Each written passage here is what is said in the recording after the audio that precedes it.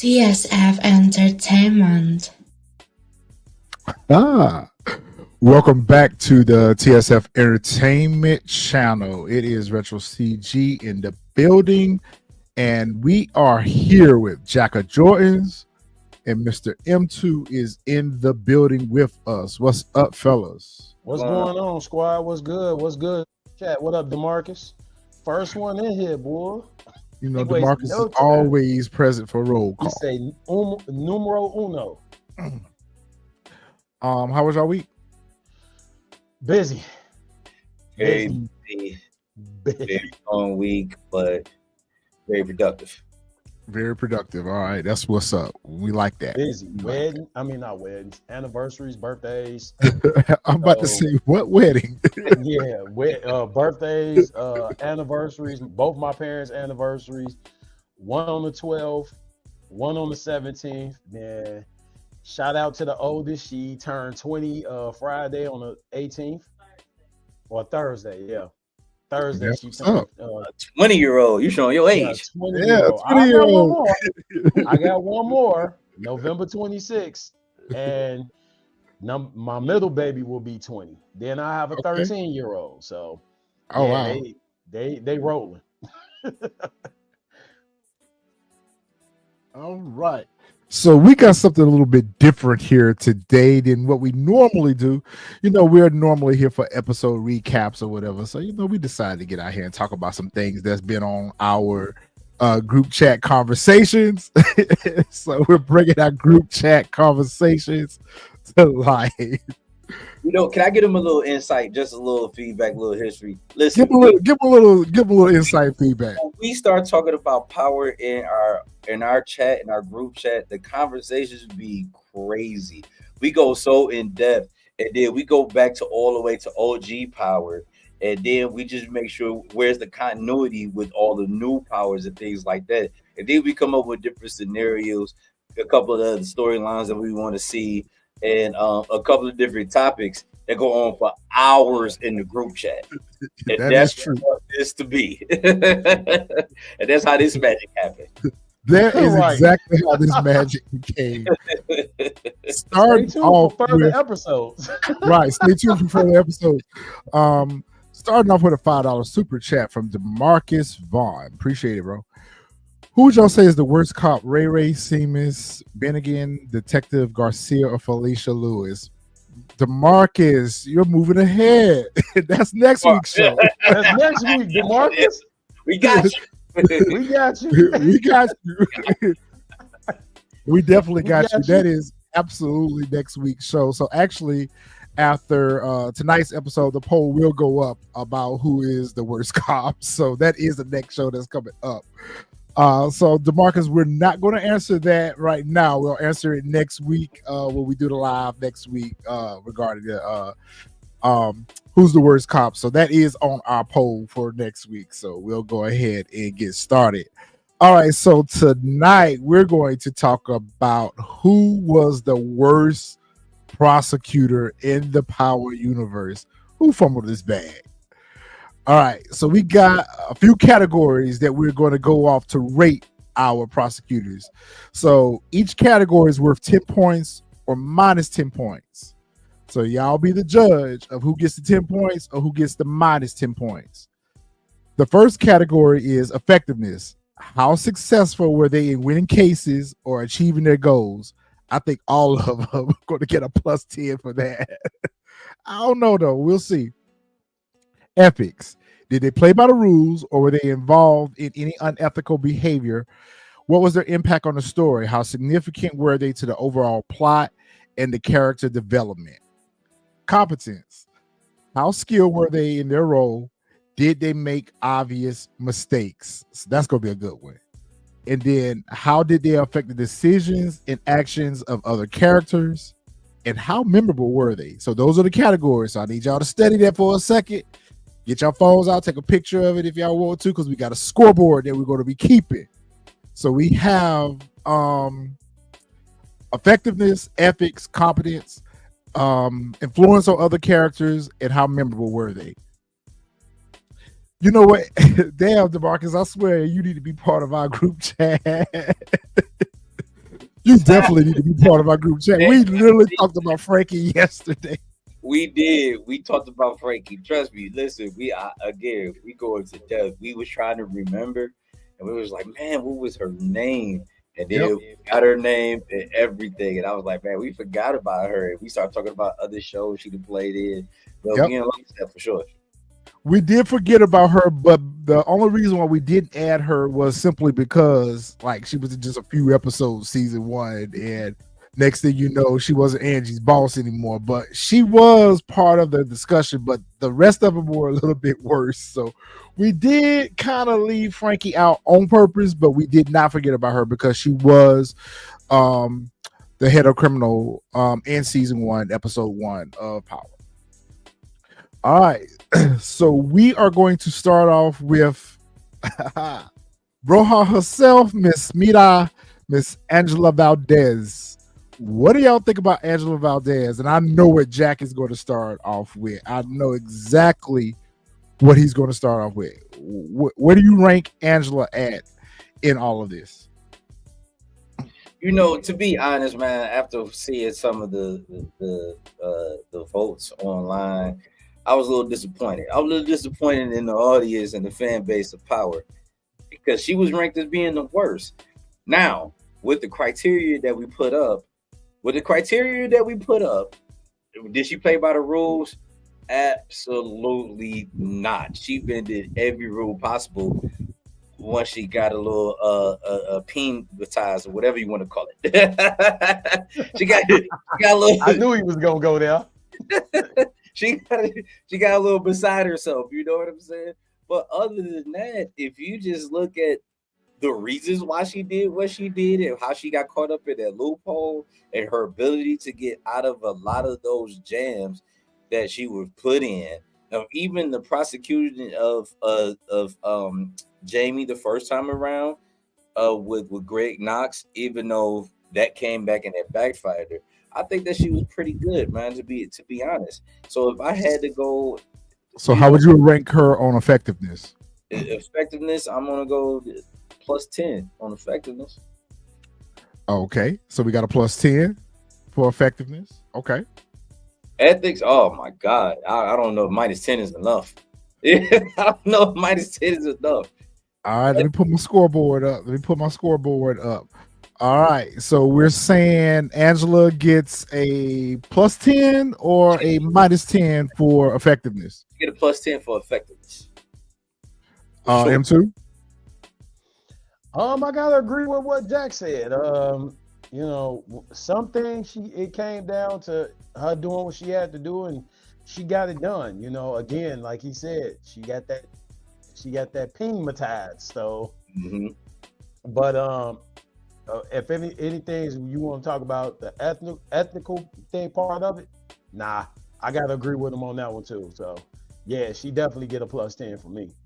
She definitely gets a +10 for me on effectiveness too, because although everyone talks about Angela's mistakes, they also don't talk about her barriers and her challenges. So Angela had a lot of challenges working in the AUSA office, especially in the earlier seasons, because you had Marx that was against her, you had Saxe that was against her, and they were kind of threatened by her because of the fact that she was a woman, and they didn't like her. So they were pretty much making things difficult for her to begin with. So she had to really kind of fight to prove herself.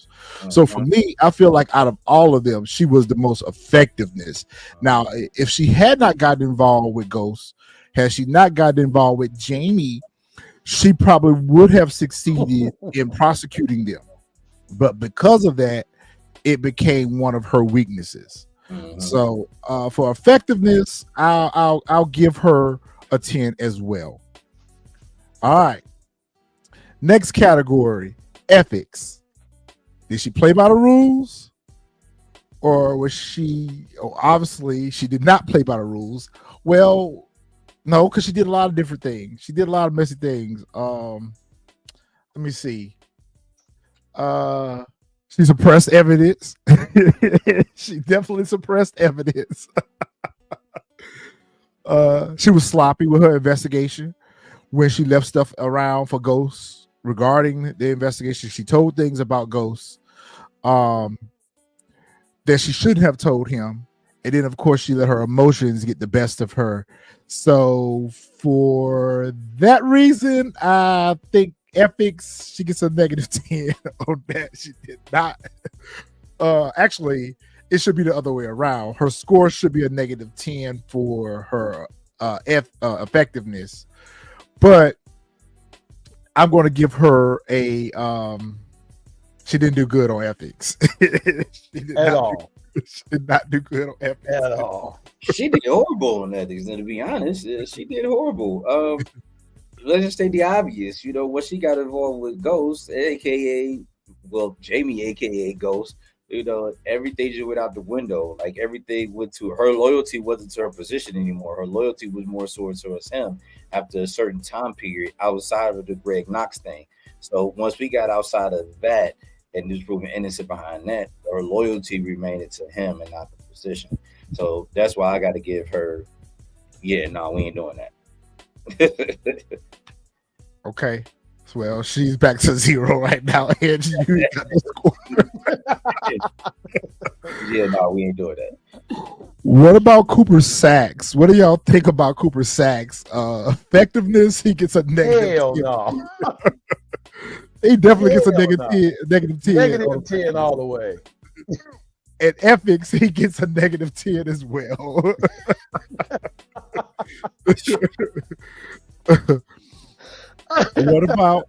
What about Jacob Warner?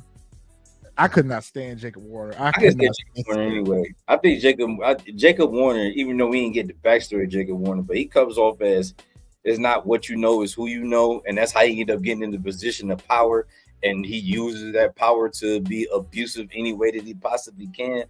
He's a jackass. He was. How can I say this? He was a jerk. He was a real jerk.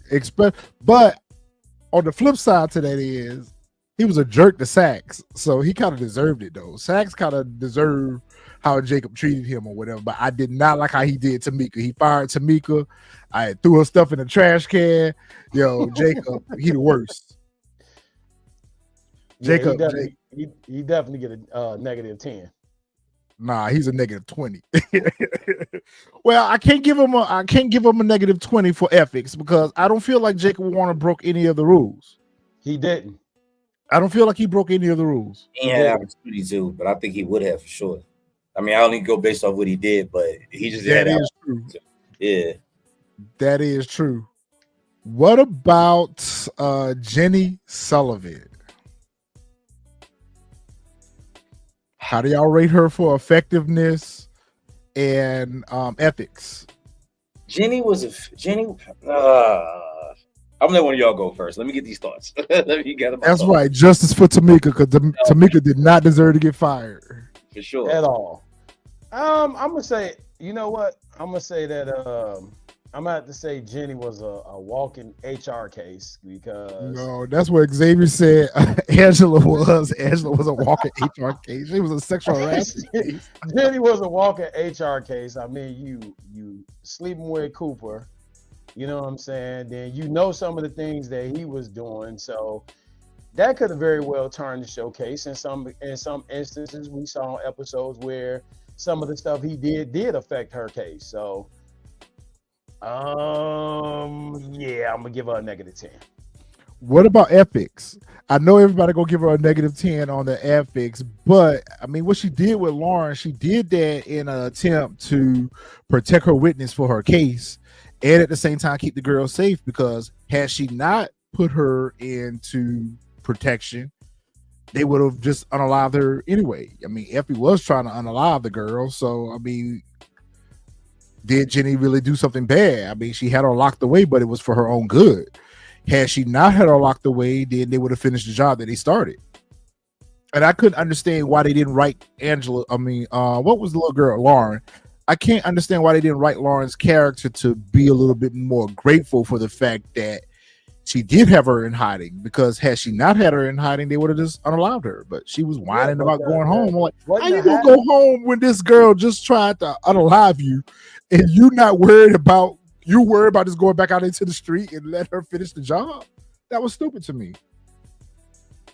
I think Jenny was kind of blindsided by like some of her. Well, actually, you could say that about a lot of them. Was kind of like blindsided by some of her goals and some of her aspirations of being whatever. I don't think it's necessarily. I think she did have some ethical issues when it came down to dealing with Saxe, because if you talking about you got the defense, you got the prosecuting, like y'all shouldn't be. There's no way that should be happening. That's a big issue. Effectiveness. I think that she could have been more effective if, again, she didn't move off of her emotions so much.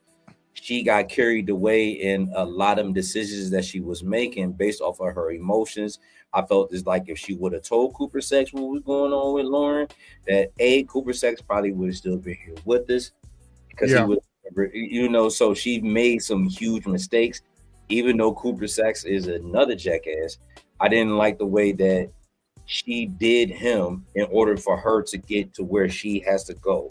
So effectiveness, I don't think she really was too effective. What did she do? What did she saw? I mean, she saved Lauren's life. Yeah, okay. We all could have probably did that once we realized, when we put the pieces together, that Effie tried to unalive her. But other than that, I don't think she put anything together that was concrete enough for me to say that she was fully effective. So I'm gonna give her a -10 on both, effective and ethical. She definitely gets a -10 still because of how she did Cooper Saxe. Again, devil's advocate, because it's the same thing with Jacob Warner. Even though he treated Cooper Saxe bad, same thing with Jenny. She did him dirty, but Saxe kind of deserved how he got treated too, because Saxe wasn't always on the up and up either. So even though, I mean, to me, they played each other. So, I mean, even though it resulted in him losing his life because she didn't want to give him protection, and she told him why she didn't want to give him protection, but he kind of earned it. He earned it. You think he deserved that from Jenny though? He earned it.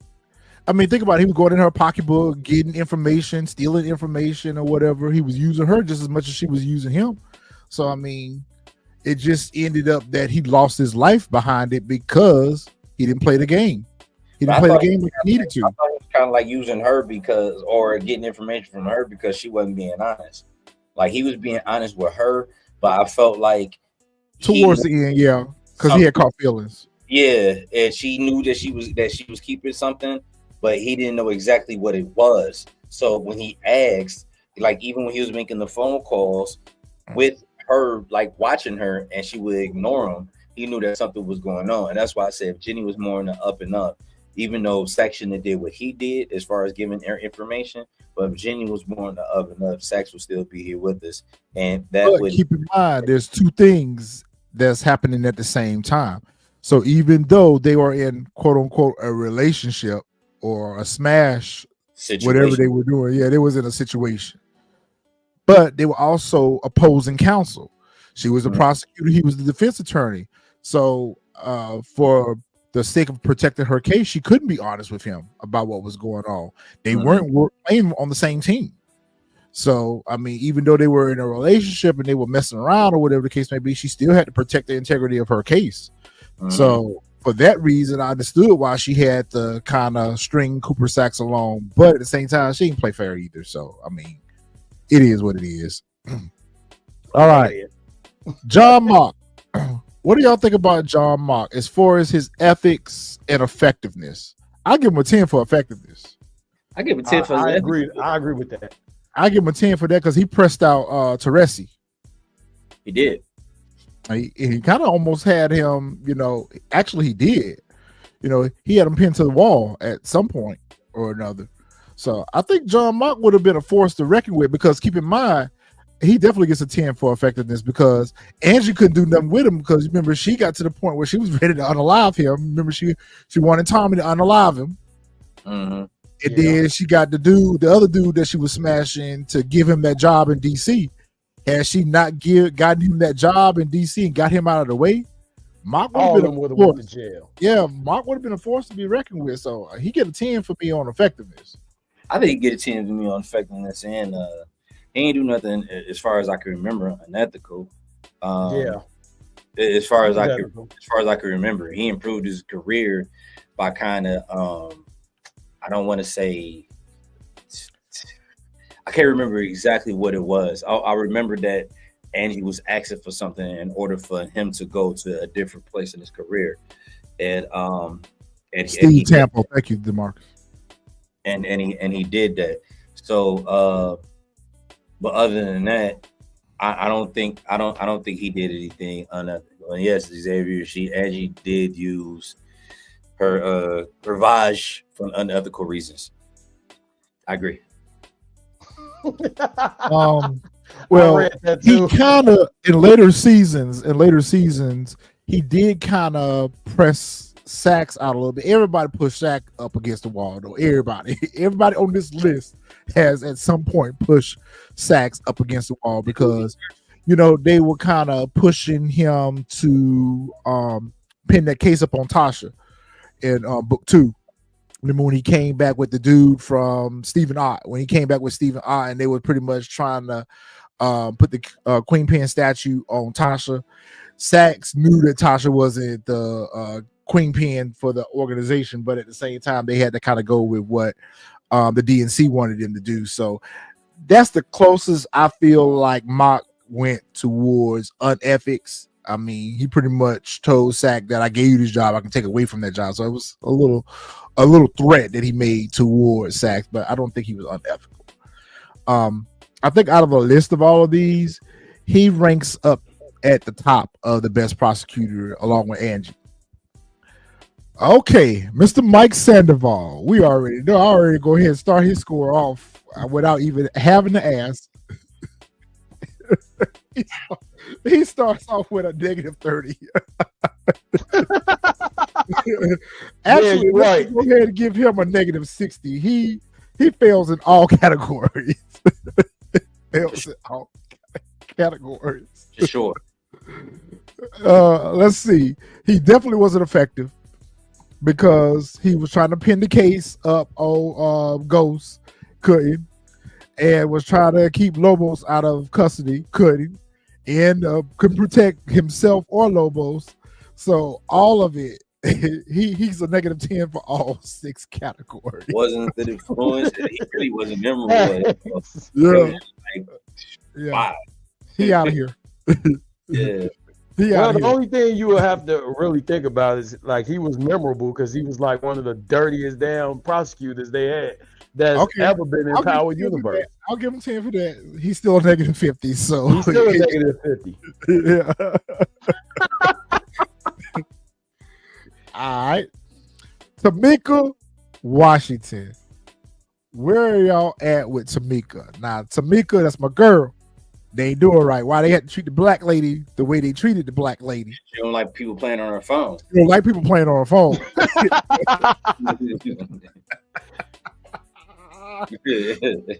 Dave Chappelle. I should have cued that clip because she don't like people playing on her phone. For real, for real. What y'all feel about Tamika? I think when it comes down to Tamika, she did what she had. I got to give her a 10, man. I got to give her a 10 pretty much across the board. Tamika was on her job.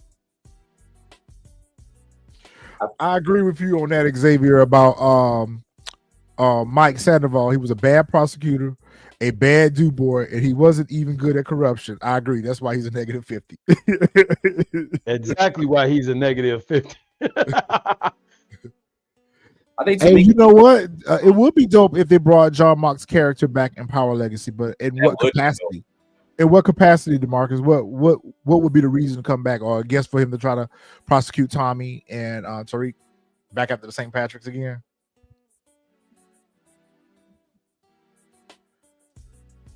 Yeah, Power Legacy. You know what? I don't understand why they didn't go forward with the Tate spinoff. At first, I didn't really want to see the Tate spinoff, but given the direction they went with some of the other stories, it would have been dope to see Tate in office and how he would have influenced the other characters or been a threat to the other characters. So Mock would have been a good adversary for Tate. I agree with you on that. He would have been a good adversary for him on that. But y'all tell me about Tamika. How did y'all feel about her as a prosecutor? I think Tamika was probably one of the better prosecutors, and because even though we didn't get her in a large clip as we did with Angie, her hands was never dirty. Even when she was on the, even when she, I mean, I'm jumping, from different shows, but even when she was part of the defense with Tariq and Tasha, she still was on the up and up. She still needed to know this information. I don't think she never bended towards anything. Even when she had Angie, she needed to know like all the information and the evidence before they even went after Angie. So I think Tamika is probably one of the better ones. For sure. I do too. And you know what? Tamika didn't really get a fair shot to prosecute a case, investigate a case, because she was going through Angela. So all of her movement was through Angela. She wasn't really handling the case directly. Angela was her head of criminal. So all of Angela's actions was the reason why Tamika ended up getting faulted and ended up getting fired. It wasn't the things that Tamika did herself. Actually, it was the things that was coming out of her office. Bodies was dropping left and right. Witnesses was dropping left and right. Angela was out here suppressing evidence and just running rogue. So I feel like Tamika got a bad rap to begin with at the DA's office, because it wasn't even the shit that she was doing. It was all the shit that Angela was doing. So because of that, Angela, you get a -10 for that, because you were the reason why Tamika got fired. Tamika get a 20. She get a 20. Angela was the reason why Tamika and Saxe. So Saxe, you get another where you at, Saxe? Because you get another one for making life hard for Tamika, because she didn't like people playing on her phone to begin with, and all y'all did was play on her phone. Her phone. Yeah. All y'all did was play on her phone. All y'all did was play on Tamika's phone. And because her movement in Ghost, she gets another 10 points on that, because she was a good defense attorney too. And she figured out all that scam that Tasha and Tariq was running on her too. So it didn't take her long to figure that out, that someone wasn't on the up and up with that. So Tamika right now is leading. Who we haven't talked about, I've been purposely saving her for last, because she's my least favorite on this list. And that is Stacy Marx. What in the world? Prosecutor Wig. Oh my God, Prosecutor Wig is the worst out of all of them. She's not effective. She's unethical as AF. I mean, she all but told witnesses, this is what I want you to say. And I'm like, and then she was using her own husband for her own advantage. So what I didn't understand about this character, and she wasn't written well, in my opinion. She was not written well at all, because what's this? Bring me Tommy Egan. What was that all about? You knew nothing about Tommy Egan. Why did you have such a hard on for Tommy Egan? I could see if you had a hard on for CBI, and because Tommy was a part of CBI, you wanted to prosecute him that way. But you just had this witch hunt for Tommy. You didn't even know anything about the character. Like y'all didn't have any interactions until season 2, like episode 6 or 7. So I didn't understand why they wrote Stacy's character so aggressively after Tommy's character. It just didn't make sense. She gets a -30.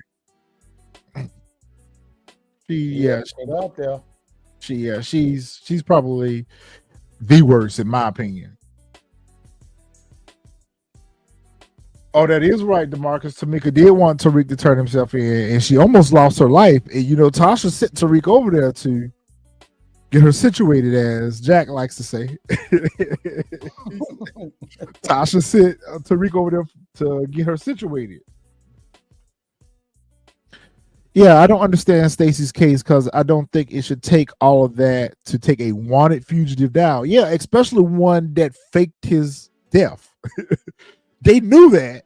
She said that in one of their task meetings, that he was presumed unalive in New York, So you already knew that there was warrants out for his arrest and that he Right. was being investigated in a RICO case in New York. You had all the evidence to arrest him and bring him in for questioning, but she never did. So I just, yeah, Stacy's storyline just made no sense whatsoever. So right now, who's in the lead as the worst? Mike Sandoval's in the lead right now as the worst. Yep. All right, so we're gonna move to the next categories. All right, so competence and influence on other characters. All right, so that's a good one. All right. I feel like Tamika had a lot of influence on a lot of the characters. I feel like her interaction with Tasha, her interaction with Tariq, even with her coming in and helping Davis out, Tamika showed her skill set. But at the same time, I did not like how she jumped. I mean, it was her job. I get it. It was her job as a defense attorney. But I didn't like the fact that she didn't have an issue with Tariq unaliving Ghost. Like, at the end of the day, he took justice in his own hands. And I know that's your job as a defense attorney to defend your client. But at the same time, Tamika kind of always prided herself on the truth and what's right. And the fact that she was willing to defend Tasha and Tariq, knowing that they were guilty for unaliving Ghost, she gets a -10 for me on that. Yep, I agree. Don't knock her down. 20 points. Yep. She get a -10 on that for me. What you mean DeMarcus Stacy wanted to be mayor of Chicago? Say what? For real? I missed that episode. I totally missed that episode. You know what? I do remember now that you say that her husband had said something to her about one of the arguments that she was trying to have a political career. So okay. Jenny Sullivan, I feel like Jenny Sullivan, has she not gotten mixed up with Saxe and has she not gotten mixed up with Blanca, she probably would have did better on her own than she did with getting mixed up with them as far as competence. She was on the right path. She was on the right trail as far as everything that she thought that Tariq was doing was true. You know, like some of these other prosecutors, they had it all wrong. They Saxe and all of them, they chased the wrong case for the longest before they actually got hip to what was really going on. I feel like Jenny always had it right. She just never could get the evidence that she needed to make her case. She could never catch them in the act to get their case. But I feel like as far as her investigative, she found all the information that was true about what she was trying to prosecute. She had it right about the RICO. She had it right about the Tejadas. She had it right about all that, but she was always a minute short and $1 late. Yep. And had she not been fooling with Saxe and Blanca, she probably could have got her case. Yep. I agree.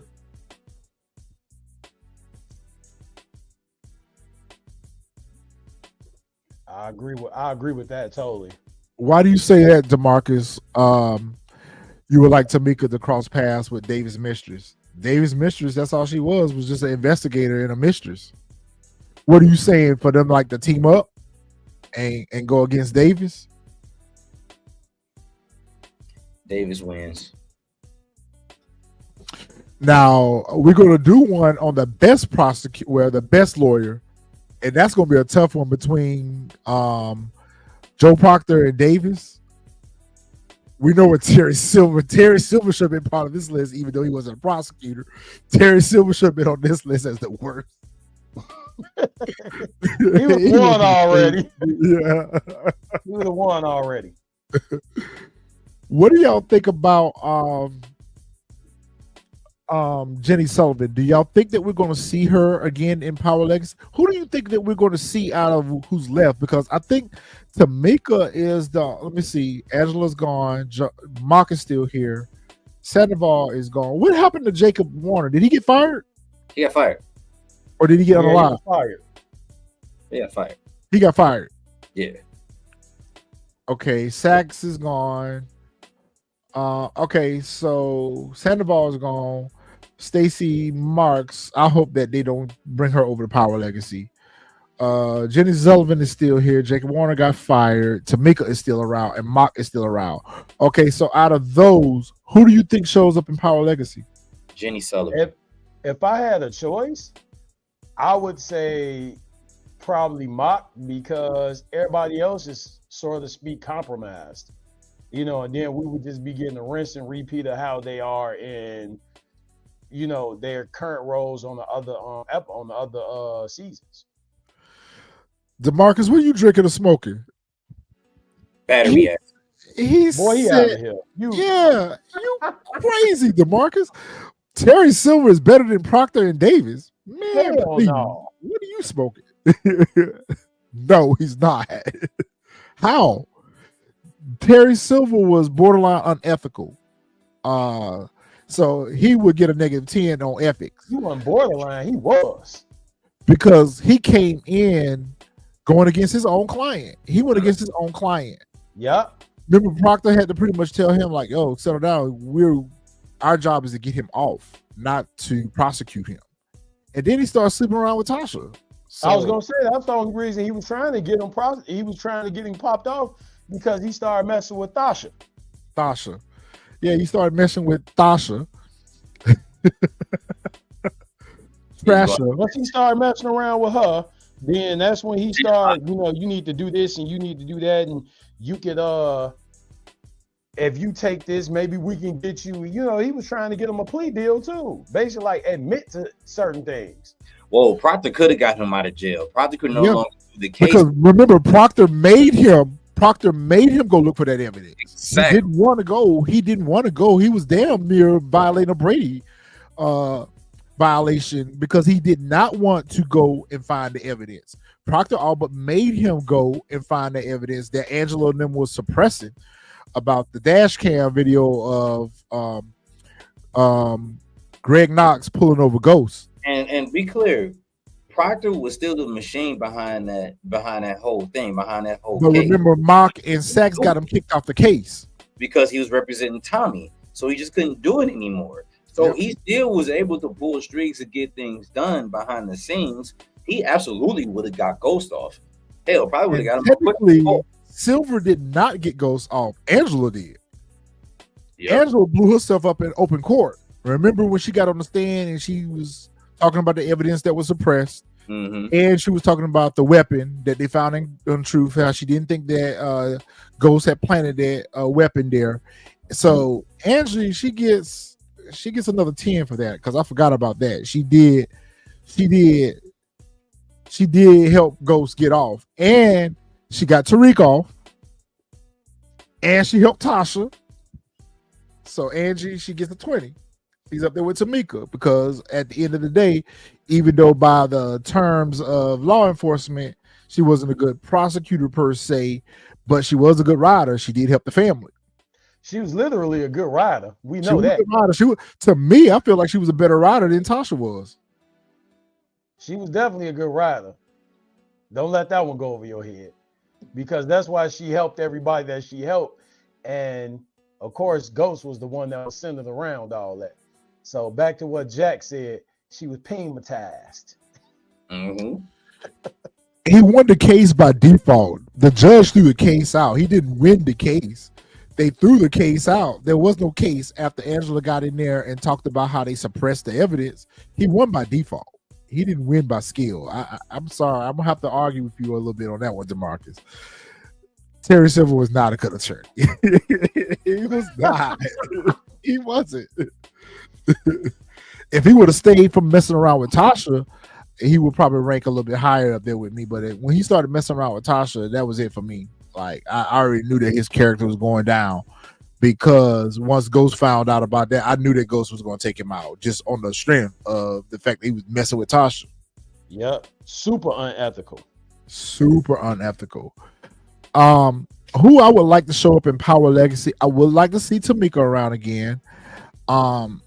I don't know if they're going to bring Davis McClain back. I'm not sure. It wouldn't be bad if they did bring Davis McClain back because obviously Tommy and Tariq are going to need a good attorney. Law enforcement is definitely going to be after the both of them when they find out that they're a team up. But at the same time, can they afford to bring Method Man back in a new series. So, all of Stars' movement towards these new shows, creating these new shows, is to create a lower budget for these shows. They could have just kept book 2 going if they were going to keep Davis McClain's character around, in my opinion.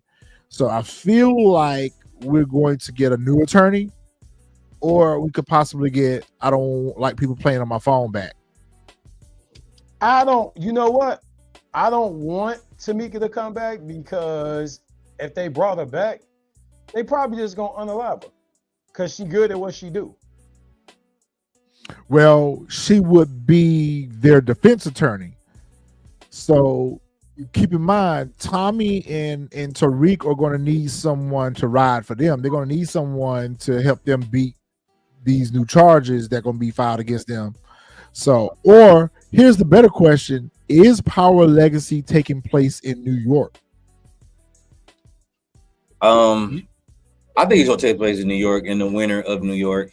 And side note, Always winter in New York. You see how Tommy does the people who his defense attorneys. So yeah, I don't know. I just to piggyback on I would love to see McLean and Empower Legacy over anybody, because like you said, he would be a good attorney in order to get Tommy and Tariq out of anything that they get into.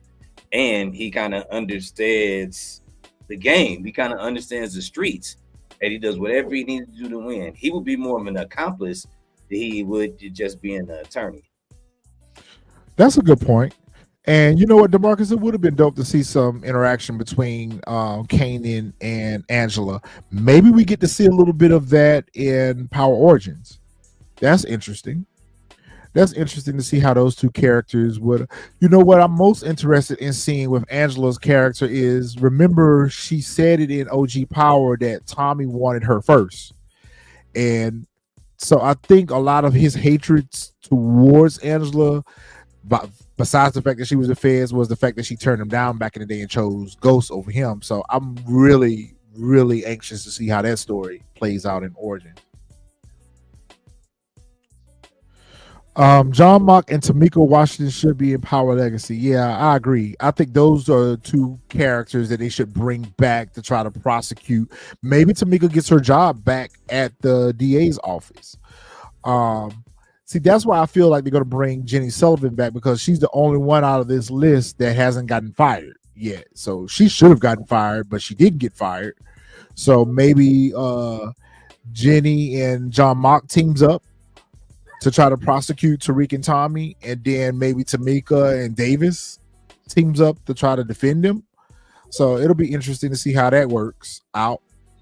But I don't know. I kind of don't want Power Legacy to take place in New York. I feel like it's going, if it does, it's going to be season 7 of OG Power. Especially with the name being Power Legacy, I'm like, okay, we're just picking up where we left off at on season 6 of Power. So I think that a new city and state would be different if they did Power Legacy somewhere. What city and state though? Atlanta. No, I don't want Atlanta. Washington. DC would be good. DC would be good. Baltimore would be good. Somewhere in the DMV would be good. It would really be good if they did it like in Baltimore. It would be good. Because the story it's kind of come to its course as far as New York is concerned. Tariq is the biggest drug dealer in New York now. I guess it all depends on how the events in force will determine whether or not we want Tommy to go back to New York. But to me, if Tommy sets foot in New York, he's arrested because he's supposed to be unalive in New York. So it would kind of be stupid to bring him back to New York. How does he beat those charges if they bring him back to New York? I'm still trying to figure out how New York don't even know that he's alive. Like if he's been, why they haven't came for him? Yeah, like that's just crazy. Like we'll get into that when we start watching Force. Toronto would be fire, Xavier. I would like Toronto too. Miami would be dope too. Miami would be dope. Miami would be dope. Tariq being the biggest anything is ridiculous. You were right about that. I think that I don't think there's more story for them to come back to New York. If they come back to New York, we're gonna have to get all new characters. Because if they come back to New York, then you're gonna have to ask yourself this question: where are the Tejadas? So that's why I feel like they have to go somewhere else for them not to bring back other characters that weren't unalive in other shows. So if you come back to New York and they're trapping out in New York, then you ask yourself what happened to the Tejada family. Okay, so then you have to ask yourself about where's Tate? What's going on with Tate? What's going on with Stern? What's going on with the clubs?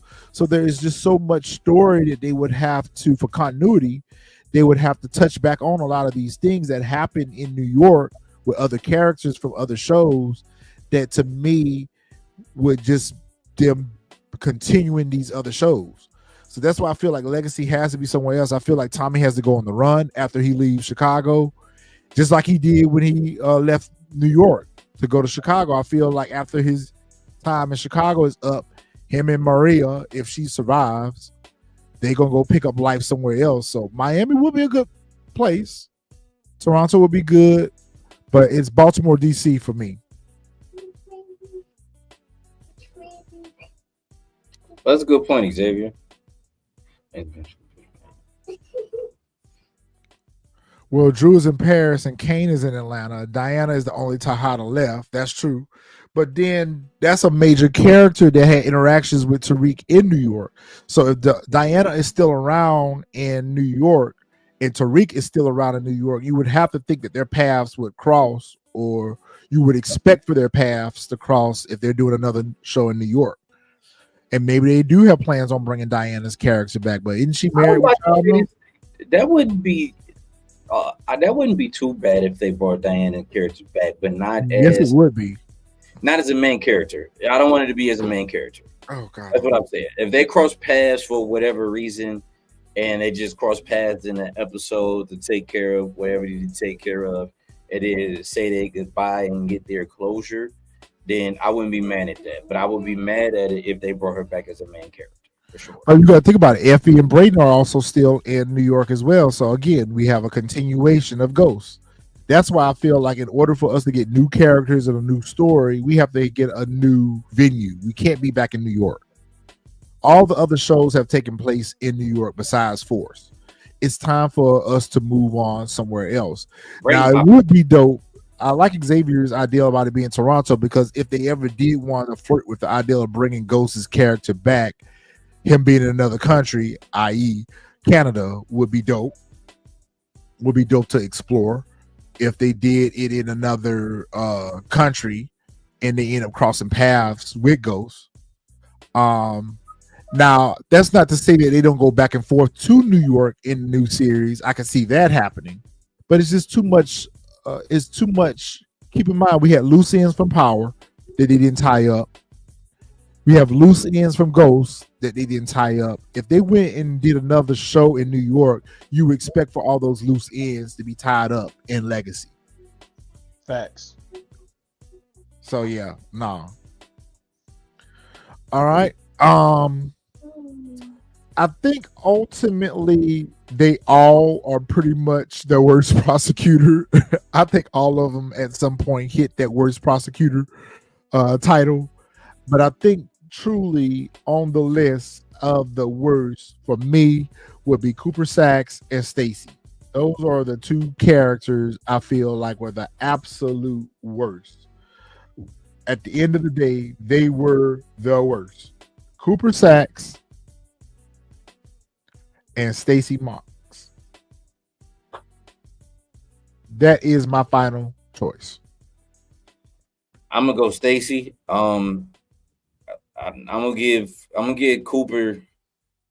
Cooper had the most longevity on the show, right? So he went over from beginning to the end.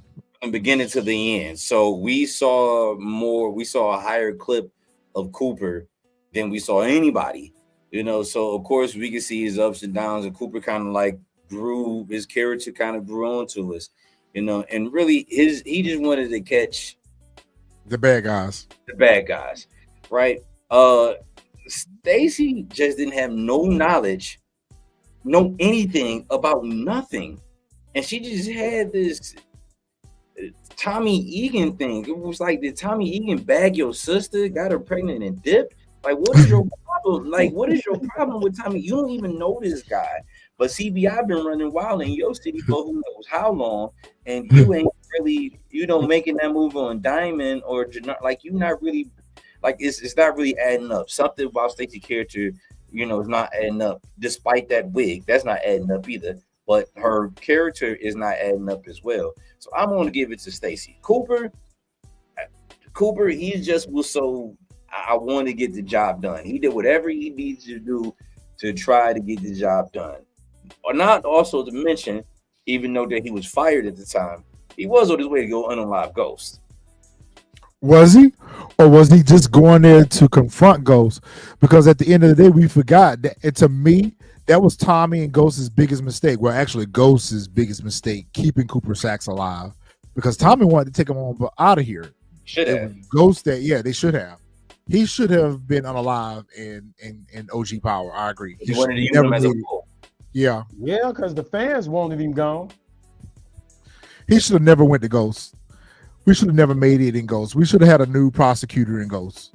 We should have had a new attorney person in Ghost besides Jenny and Saxe. That was a rinse and repeat. And that's why I don't want any of these characters unless it's somebody like Mark who didn't have that much screen time, unless it's somebody like Tamika who didn't have that much screen time in Legacy. That's why I feel like we have to go to another city and state in order for us not to get return characters.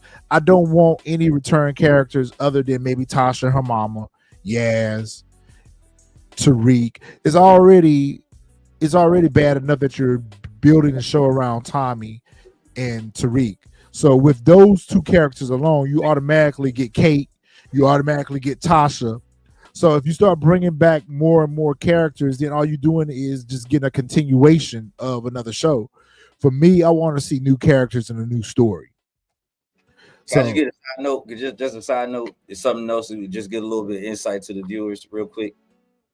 We've been going back and forth trying to figure out how Tommy and Tariq even got in this space to even get to this point of where we're going to be getting another show or another opportunity or anything for them working together. There was so many things that went wrong in their relationship that Tommy got other people situated for less. So we're still trying to figure out how did they get in this space. Put a pin in that, Xavier, because I want to come back to that. But that's a very good point, Jack. And that is something that upsets me about the writing. The writing. That's why I can't get excited about Legacy. I cannot get with Legacy. Tommy should not want to be anywhere near Tariq right now, for the simple fact that Tariq almost had him situated in OG Power with the Italians. Yep. Tariq was stealing work from him. Yep. Tariq was ultimately the reason why Lakeisha got unalived by his mama. Tariq destroyed his entire family and unalive his best friend. Tommy should not want any dealings with Tariq in any way, shape, form, or fashion. And the fact that they're going to have Tommy's character forgive Tariq and work with him is nonsensical. I can't believe it. It's not Tommy. The only person that he ever forgave for anything was Ghost. This is not Tommy. You know what I'm saying? And it's to what you said, Jack. Do you think that that's the reason why he's doing it?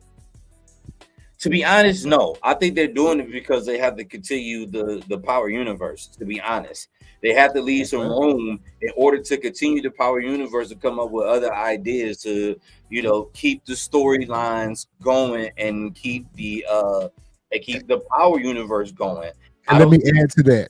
Yeah, they also have to give us another present day show because all the rest of the shows are prequels. So we have to have another present day show. So they're bringing the two characters that are still alive. To Jack's point, you have to keep the Power universe going. So, but that's fine. They could put Tommy and Tariq in a show together. That's fine. But they need to be on opposite sides. They don't need to be team one. We're family again. Nah, unless there's a real come to Jesus meeting with Tommy and Tariq, and Tommy check Tariq on. See, that's the problem. They haven't fully made Tariq's character redeemable. They made him redeemable by giving him his own show, but they never let Tariq face any regret for his decisions.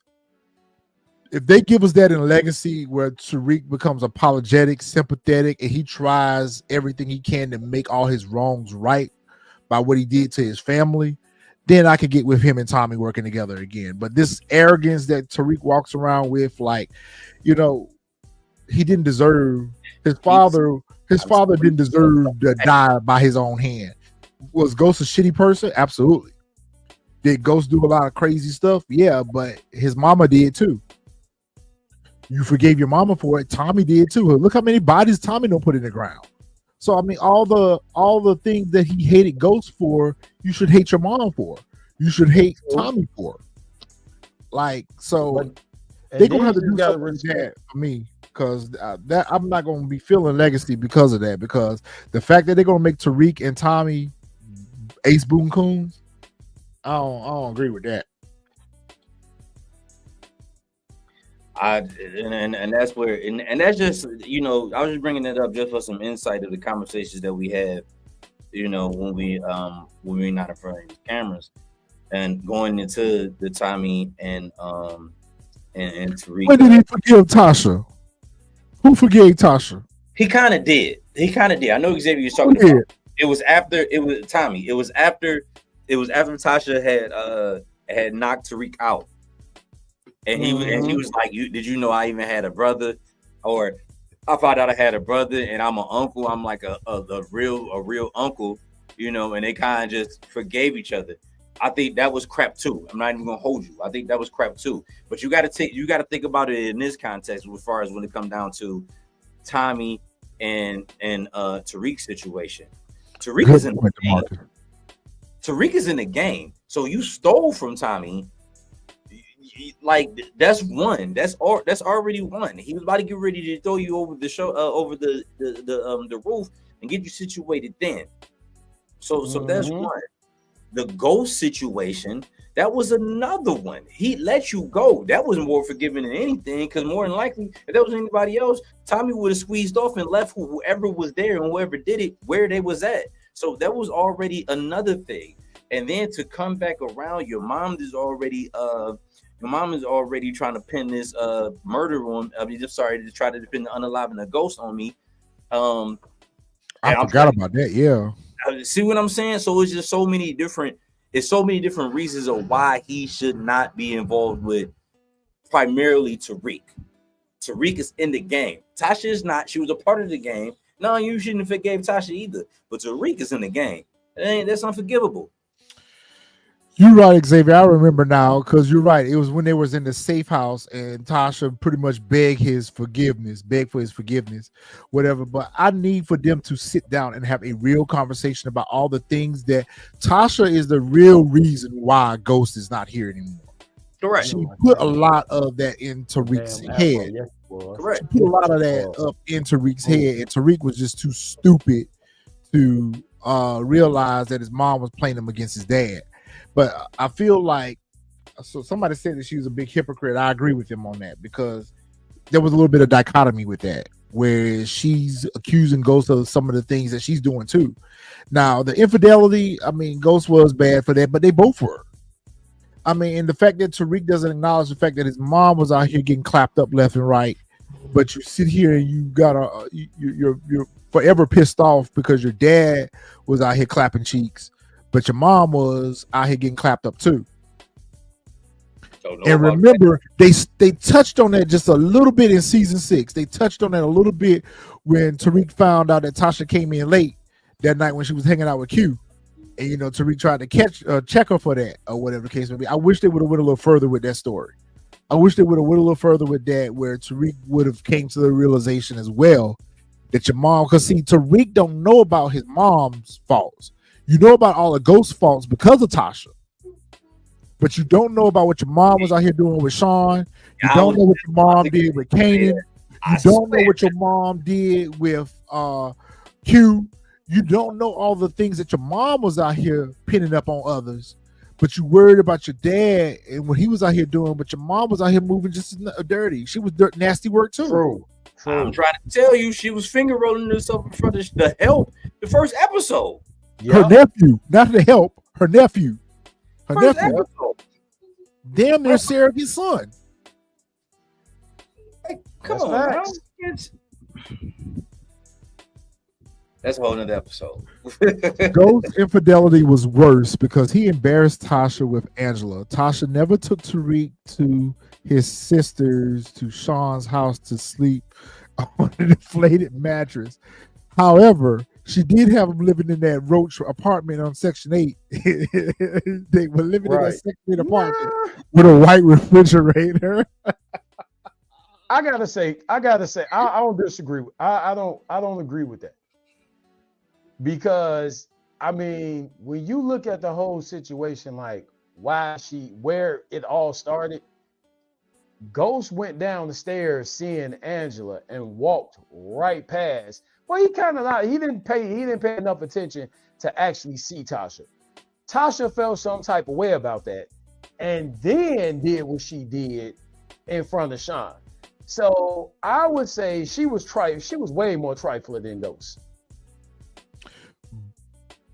If that would have been the only time she had done that, I would agree with that. She did that out of anger. She did that for tit for tat.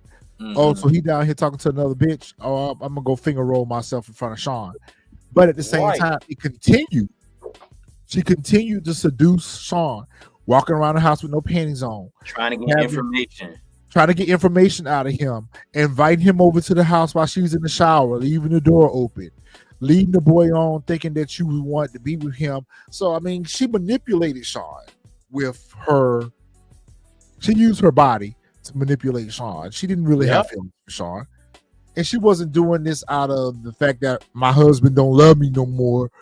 She was just doing that just to satisfy her own needs. It was a circumstance of her emotions. There you go. That's exactly what it was. Of her emotions. So really, if you look at everything in its totality, I think she got to play a role in Sean not being here with us. I agree. I'll give you that, Xavier. I mean, Ghost was kind of running around here out in the open and whatever the case may be with Angela, and he did not have no discretion about himself or whatever. So that was kind of embarrassing for Tasha. But at the same time, I think that Ghost had in that episode, from that moment when she said that all I see you as is the biggest drug dealer in New York, and the man's trying to get out of the life, and he didn't feel supported by his wife. Exactly. So to me, that kind of led him to open the door to start cheating. Even if it wasn't with Angela, I felt like that ultimately would have ended up happening anyway, because he just didn't feel the love from his wife or the support from his wife that he felt like he should have received in that moment of trying to go legit for the family. He wasn't just going legit and leaving everyone else behind. He was trying to take the whole family with him. I'm not absolving him of his infidelity, because he was wrong for that, because my thing is, if you don't want her no more, let her go. But at the same time, I kind of could understand why he turned to another woman, because his rider wasn't riding. Tasha was just there for her own personal gain. Because remember, she was stealing money from him. She was stealing money. It just wasn't him. It was Sean and Terry and Q. And everybody else she was riding, right. And everybody else. Yeah. That's true. That's true.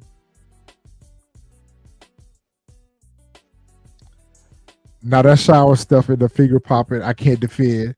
But as the lady of the penthouse, she's allowed to walk around without panties. Yeah, not when she got company over, she don't. Like, to me, I feel like she was doing that. Hold on. Right. What? Hold on. She's allowed to walk around. She has company. She's allowed to walk around. Let me explain something. Well, she had the gray jogging pants on in that episode where she was putting breakfast out that morning, and Sean came over. She had no panties on because the camera panned to her ass, and Sean was looking.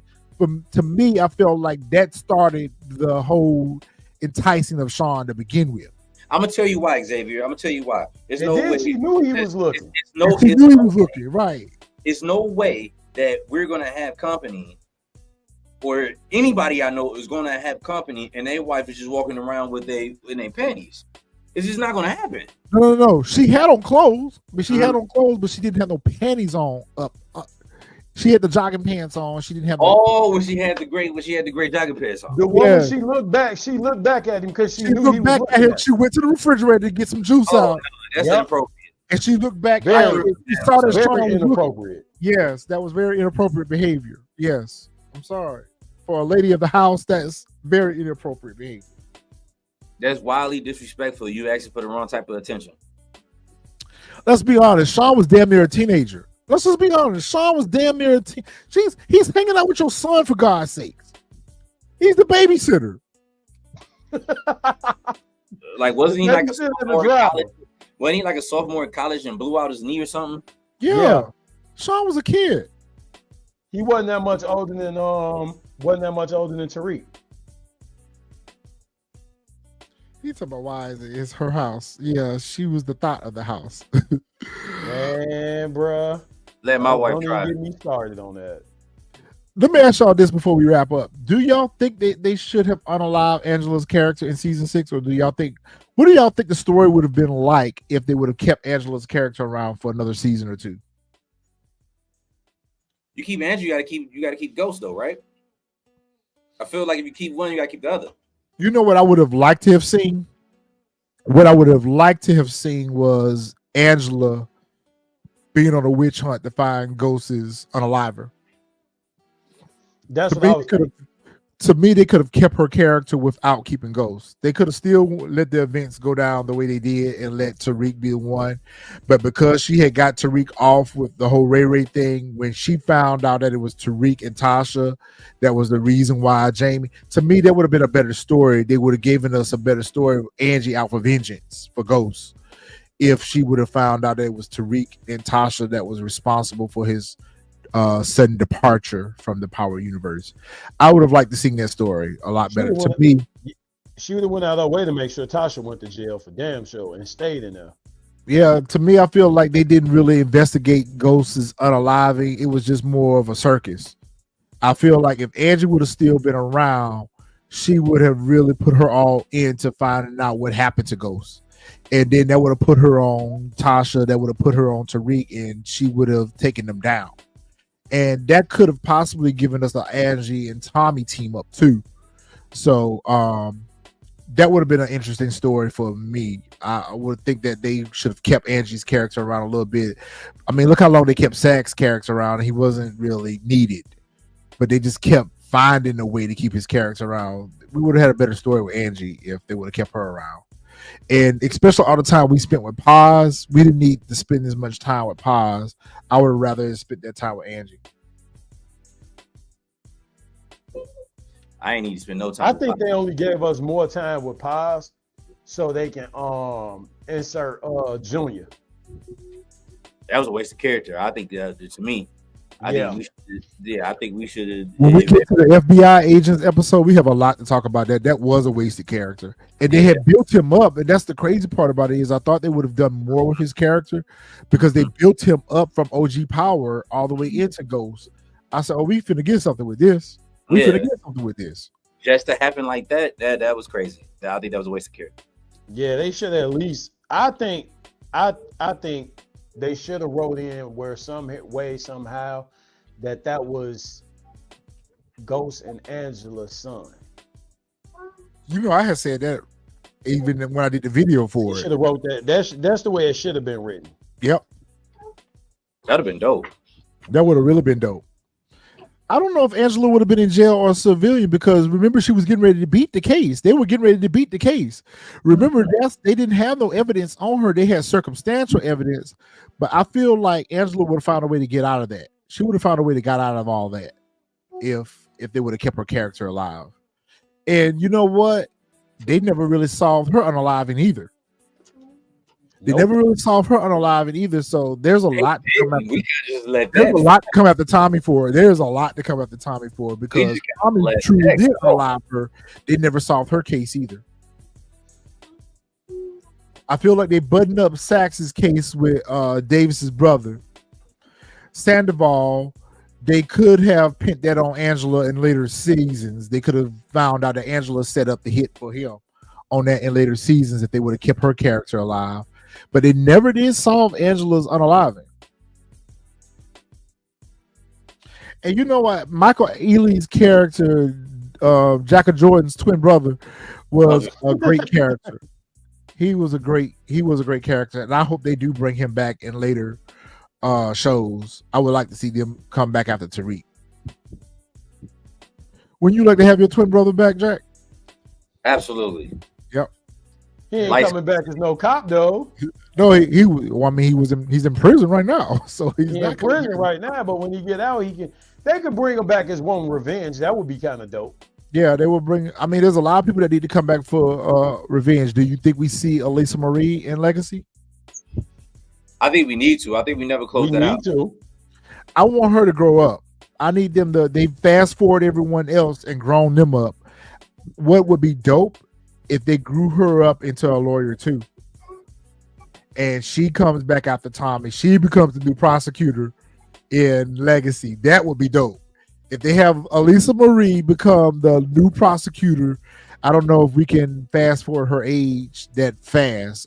But we also don't know how many years have gone by in Power Legacy because according to Courtney Kip, the whole story of Power was 6 months, and that's just stupid. We should be like at 2-3 years in the Power universe. I mean, the show's been on for 10 years. These characters have aged in real life. You've got to age them on the show too. So I would feel like it would be dope if they brought back Elisa Marie's character, and instead of her being a criminal defense attorney, she became a prosecutor, and she is now after Tommy and Tariq. That would be dope. That would be, but hell, how Elisa Marie? I mean, she was younger than Tariq though in OG Power. She was younger than Tariq in OG Power, but you know. They play with these ages of so was Yasmin, and Yasmin damn near a teenager by the end of Ghost. Yeah. I think they definitely need some closure on that. I would like to see closure on that. Yes, Tariq needs to be out of Stansfield in Legacy. I agree with that. He does not need to be in Stansfield in Legacy. We're past that now, but that's neither here nor there. Yeah. Tariq needs to be. You know what? I know everyone likes Michael Rainey Jr. and he did a good job in the role of Tariq. Don't get me wrong. He did a good job playing the character that was written for him. However, I would love for Tariq to be recasted and be older. I would like to see an older version of Tariq in Legacy versus Michael Rainey Jr. Reprising the role of Tariq. And I know that we're not going to get that because of fan service for Michael Rainey Jr. fans, but it would have been dope if they would actually recast that character and gave us an older version of Tariq. The fact that Tommy is teaming up with this 21-year-old at this point is just stupid. It seems desperate. It's ridiculous. Out of all the people you could possibly team up with, you team up with Tariq. I don't like the concept. Of course, we're going to watch because this is what we do, but I don't like the concept. I don't think much of the idea either. Yeah. Elisa Marie was 12 in season 6. The oldest she could be is maybe 19, but that's stretching it. Yeah. Well, then she needs to, if they're not going to make her that, then they need to make her where she's taking over her family business, because remember, they got rid of everyone in the Proctor family. They got rid of Benny and all them. So maybe she becomes the new, head person in charge for the criminal organization for her family. And she's after Tommy and Tariq that way. Either way, I can live with that. All right, guys. Well, any last thoughts on these dirty ass prosecutors? At the end of the day, Stacy Marx and Jacob Warner are my worst, and then Mike Sandoval. then Cooper Saxe, then Jenny, then Angela, and the two best would be Tamika and John Mark. That's my vote. I agree. Okay. All right, so we're gonna go ahead and put the poll up for the dirtiest cop. We'll have a real good time with that one. We're gonna have a real good time with that. Yeah, that one gonna be crazy. We got a real good time with the dirty cops in the Power universe because they all have different rankings for their dirt and deceit. But I think for the dirty prosecutor, y'all drop y'all thoughts in the comments. I know y'all gonna go ham on Angie, but for me, it's going to be Stacy Marx. And it's sad because we still got one more season of her, so we don't know how she's going to end up. But we'll see how things turn out in fourth. All right, fellas. Any other last minute things? Nah. Xavier said Donovan was the best prosecutor. Look, Fresh coming in and we leaving out. Fresh, we just get wrapping up, bro. Oh man, hey, sorry everybody. It's all good, broski. Tried to. Well, before we go, who's your vote on the worst prosecutor?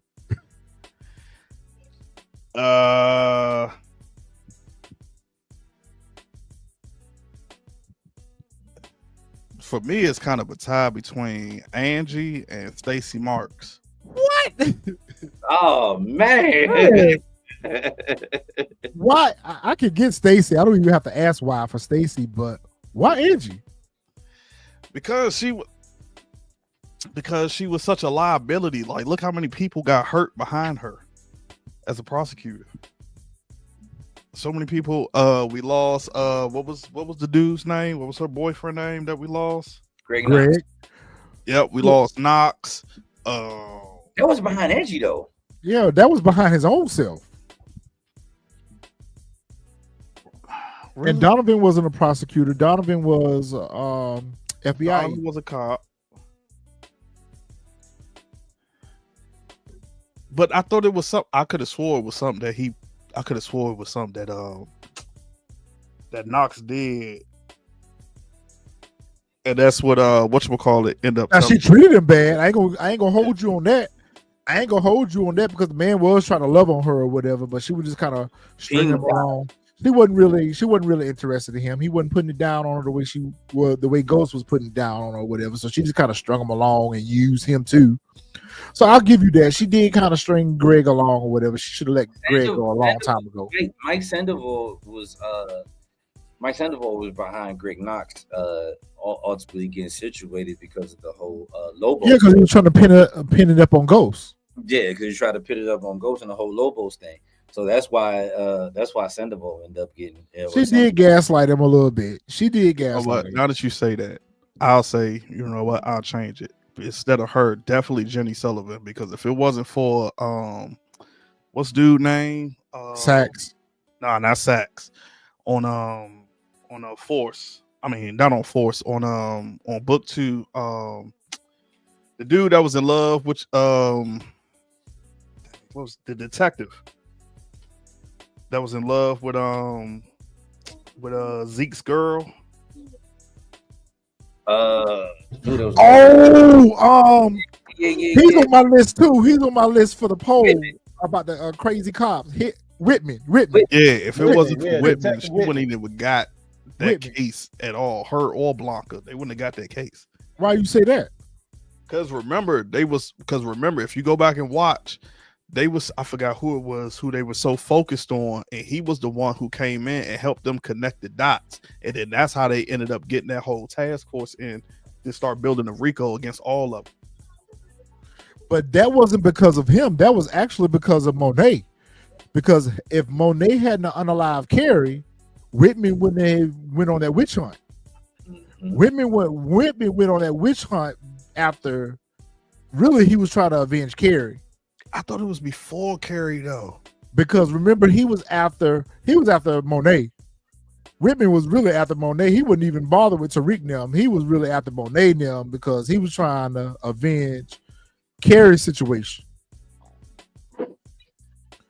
Remember, because he kept breaking. That's right, remember, he broke Monet's window. He was stalking Monet and broke in her house and all that stuff. That's right. He was on the witch hunt after Monet. Zeke gave him that card for Ramirez. That was already unalive. That's right.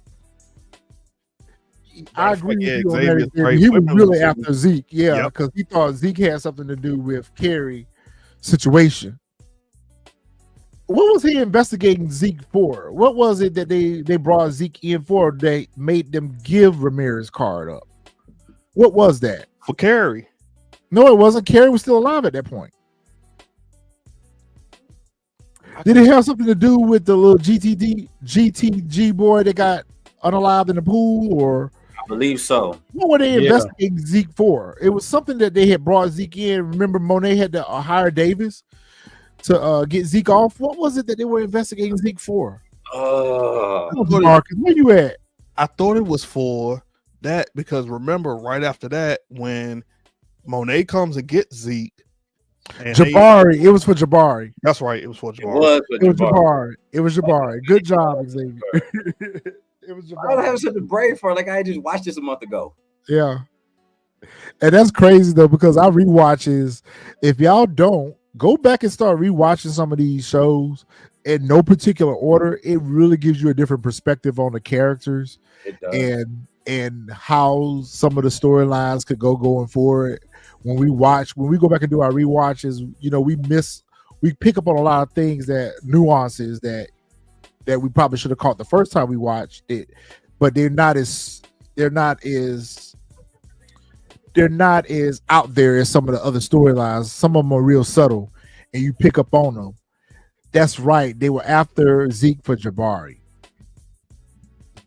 I'm probably go back and rewatch all of this now because I could have sworn it was the way around. No, because remember, by the time Carrie got up out of here, Ramirez was already unalive. Yep. Remember Ramirez? We didn't have Ramirez, but what, 2 seasons? We had him in season 1, and he got up out of here in season 2. Okay, it maybe had been for Jabari because I remember Monet was mad that he gave Whitman Ramirez's card. Yeah, Ramirez's card. That's right. Yep.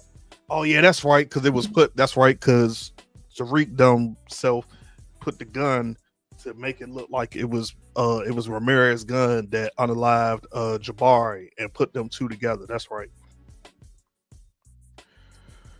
Says the only thing I'm not rewatching is the last 2 episodes of season 4 of the original Power. My heart can't take it. What happened in season 4? Season 4 of OG Power. That must have been when Raina got unalive. I thought Raina got unalive in season 3. No. Raina got unalive in the end of season 3. It was the end of season 3 going into 4. Oh, well, then it must be Angie. Angie got unalive at the end of season 5 going into 6. Jukebox got unalive in season 4. And Kanan didn't get unalive in season 4. Season 4 of Jukebox definitely got unalive. Maybe Raina did get unalive in the end of season 3 going into 4. He said Ghost went to jail in season 3. Yeah, that's what I thought. Yeah, Raina got unalived in season 4. Yeah. Okay, maybe it was season 4. Yeah. Because it lines up with the timeline. Because remember, in season 6, that's when all of the when he go into his political stuff. That's right. Ghost went to jail at the end of season 3. That was the cliffhanger for season 3. Started season 4, and Jukebox them came in because they were holding Tariq ransom for Tasha. Raina did get unalive during that season, and Jukebox got unalive in that season as well. Yeah. Which we could talk about that in our Dirty Cop segment. When we do the Dirty Cop show, we can talk about that. But I really think they dropped the ball. And I think I was talking about this off camera with somebody, but I hate that they don't recast characters rather than unalive their characters off of the show. They should not have unalived Jukebox character. They really should have recast her. I understand Nika Noni Rose was going to start the Quad, wasn't it? Wasn't the Quad she was starting at the time, and she had to leave Power to go start that new show. Was they could have recasted her They should have recasted her, or they should have just wrote her character off of the show that she went on a run or something like that. But I really wish they would have kept Jukebox around just one more season at least. Yeah, they definitely should have, more especially the way we getting her now in Kanan. So Yeah, Right. yeah. We needed to see more adult Jukebox then. So it's gonna be interesting to see. They're gonna have to give us more of her, or have we ran our course with Jukebox? I mean, we had what 5 seasons of her in Raising Kanan. We may get a season or 2 of her in Origins, and that's it for Jukebox. Xavier, yeah, when they recasted Davis' brother. Yeah, those were minor roles. Yeah, they recasted those, but they could have recast. They really could have recasted Omari Hardwick. I mean, they had issues with the actor, and I understand that whole drama behind all of that. But really, to be quite honest with you, if you wanted to bring the Ghost character back, y'all could have brought him back as someone else. Who you recast him as? Like, who do you think it fitted? Well, I thought that's what they were going to do with Laz Alonso when they brought him back. But they brought him back as a detective, and I don't even know what happened to him. Did he get unalive? Or did they write him off? He just disappeared. Yeah, he just disappeared. What happened to him? He literally just disappeared. I remember that vividly. He was investigating, and then out of nowhere, I think he kind of disappeared after Stern had said something to him. How it was looking bad for where was they at that point? It wasn't Show It. What was the joint? What was the name of the school? Choke. It was called Show It. That Zeke that Zeke was at. Oh, Stansfield. Yeah, at Stansfield. I think that's when he backed off after that.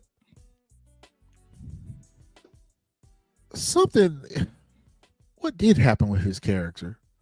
But that's who I thought they were bringing him on for, to be Ghost's brother or something like that. Or he could have been a good recast for Ghost. There's a lot of other actors out there I feel like could have played Ghost's role, but what they could have done was, and it would have been a little soap opera-ish if they would have done this, but if they really wanted to recast him, they could have recasted him and say that, he had plastic surgery or something like that, or whatever. That's a little far-fetched, but, they could have went down that road if they really wanted to bring the character back. Or they could have, just like they did with Aunt Viv and Fresh Prince, they brought 2 characters that didn't have any resemblance or likeness to each other. So they could have had anyone play Ghost. Yeah, for sure. They could have brought anyone back to play Ghost. Nah, because you think about it, Amari played that for 6 seasons. It would have been tough. Laz Alonso wasn't in Power, but he was in Book 2. He was in Book 2, maybe season 2 or season 3 of Book 2. He was a detective. It would have been tough to see somebody else play Ghost. But yeah, definitely with Mecca, for sure. They definitely should have went more in depth with his character. It would have been dope if they would have gave Mecca a relation to Ghost. Even if they made him like a cousin or stepbrother, or that could be another joint. What ifs in Power? Oh yeah, we can do a what ifs. Yeah. Yeah, because you got to think about it. Out of the St. Patrick family tree, you don't know what Ghost's mother went on to do. Did she remarry? Yep. Is she unalive? Did she have other children? So Ghost could have other siblings that we don't know about, that he don't even know about. So that could have been a good storyline with Mecca. They could have made Mecca Ghost's sibling by his mother. Yeah. That would be crazy. That would have been crazy. That would be crazy. And there's ways to bring Ghosts back into the story without having to bring the actual actor back per se. And I feel like they played in our face a lot with that with Book 2. They did that by referencing the character, and like Mecca referencing the character, like the dude with the gold fronts in the mouth at the Fight Club, referencing Ghosts. What was his name? Shoot, I don't even remember. I know exactly who you're talking about because he fought Zion. Yeah. Zion. That pissed me off too, because they could have did more with his character too. You made all these references that they knew Ghost and Tommy, but you didn't give us any backstory as to how he knew him. Yep. They cut him short too. They cut him way too short. Yeah. I really, really wanted them to touch on all of that at some point, but I guess they would have in future seasons of book 2, but remember they got cut short. So, all right. So we already know why you said Stacy Marx was a bad prosecutor. She the worst. Sure. But you're gonna get up off of Angela now. Yeah, I'm a little biased on Angela because Angela started our story. She started our story and she carried us for quite a few seasons. So, a lot of these other, with the exception of Saxe, we didn't spend as much time with the rest of these prosecutors as we did with Angela. So I feel like Angela she was up, down, up, down. She went from season 1 all the way to season 5. So, there were moments we rooted for Angela, and there were moments where we couldn't stand Angela, i.e. when she arrested Ghost. Yep. But she truly did arrest Ghost thinking that he had unalived Greg. But when she realized that she was wrong, she made her wrong right too. That is true. That is true. So that's one of the reasons why I like Angela's character, because all the rest of them did. They kept their lie going to the wheel ran off. Angela, she would blow, even if it caused her to blow herself up, Angela would always go back and right her wrong. So that's why I feel like out of all of them, she was the better of the prosecutors. Yeah, that's true. I didn't even think about it that way. I can't think about it that way for sure. I'm just thinking about all the chaos she caused. So, but yeah, for sure, Marx. But we'll see what happened with her this season. Maybe she finally become a good prosecutor this season. Or do she? Okay, so we're gonna go ahead and put it out there. We were gonna save it for when we do our power talk with the panel for Force. So we are going to do a show prior to Force starting. So y'all be on the lookout for that. Probably when I get back from Vegas, when I go see Jack, or we might do it while we're in Vegas. So we might do that. But we are going to do a show where we're going to talk about the season for Force and what we think is going to happen. I will say this for her character in Force. Does she lock? We know she's not going to lock up Tommy, obviously. But does she lock up Diamond, Jannard, or Miguel in Force? I'm going. It might with be Miguel. what's his name? I'm going with Miguel. I'm going with Miguel too. I'm going with dang, I can't think of his name right now. The brother. Jannard? Nah. JP? Nah. JP is out of here. I'm just gonna tell you that right was now. part of I'll the, explain to you why in our Claudia show. already locked up. She been unalived already. Yeah, Claudia's gone. She Yeah, not coming. her brother's gonna Oh, talk about. Vic. That's what I'm talking about. Yeah. I don't think Vic get locked up. I think he is, because he's supposed to be working with them and he ain't gonna give them nothing. It's gonna come to a point where she's gonna be like, if he don't get locked up, he getting unalive. Something gonna happen to Vic, because remember, he's supposed to be a snitch and supposed to be working with them, and it's probably gonna come to a point where they're gonna be like, Claudia already locked up. Claudia was locked up. Yeah, she was locked out up of here right now. now. She's in the morgue right now. yeah, Right. yeah, she's in the morgue. But remember, Vic ended up working with them at the end. It was supposed to be getting, because remember, that's how that cop ended up getting unalived. Hold on a minute, Xavier. Y'all gonna get up off Carrie as far as her cat management. Okay, Carrie was a victim and she had an illness. Okay. So Angela was the worst with her cat management, not Carrie. Even though I like it was the worst. Who? Tasha was the worst with her cat management. Yeah, exactly. First episode. Go back and look at the first episode of Power. Started it off right there in the back seat. You ain't lying about that, Xavier. Force is very forgettable. That's why we had to go back and rewatch it, because we just did a interview with Miguel. So if y'all haven't checked out that interview that we did with Miguel, go check it out. It's very telling. And the reason why I say a lot of things I'm saying is because of some of the clues that I got from that interview from him. I feel like, to me, with them, there's no point of keeping Claudia alive. They're ending the series. Yeah. They're ending the story. Yeah. So to me, they got the end story arcs. They got too many open story arcs to keep the Flynn family around. We talked about that in the show, as a matter of fact. We said there was no purpose.